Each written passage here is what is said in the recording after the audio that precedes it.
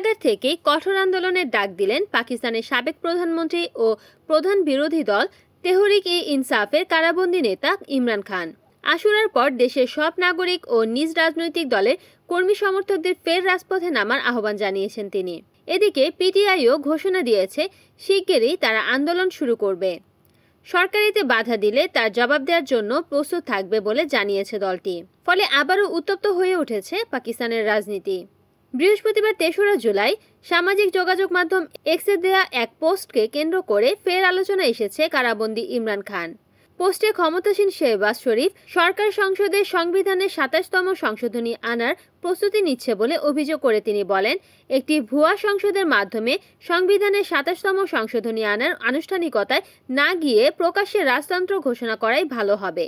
কারণ দেশে আজ যা আছে তা হলো সরাসরি একনায়কতন্ত্র, যা জোর করে দেশের ওপর চাপিয়ে দেওয়া হচ্ছে। শেহবাজ সরকারের বিরুদ্ধে তীব্র আন্দোলনের ডাক দিয়েছিলেন ইমরান খান।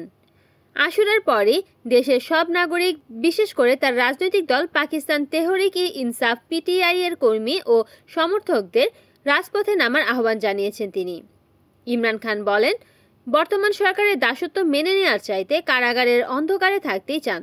অভিযোগ করে বলেন, তার কণ্ঠরোধের সব চেষ্টা করা হচ্ছে যাতে তার বার্তা জনগণের কাছে না পৌঁছায়। তিনি আরও বলেন, মার্কিন প্রেসিডেন্ট ডোনাল্ড ট্রাম্প পাকিস্তানের প্রধানমন্ত্রী শাহবাজ শরীফের সঙ্গে দেখা না করে আসিম মুনিরের সঙ্গে সাক্ষাৎ করে প্রমাণ করেছেন পাকিস্তানের আসল ক্ষমতা কার হাতে। Desk news, Kamruzzaman Kamrul, NN TV।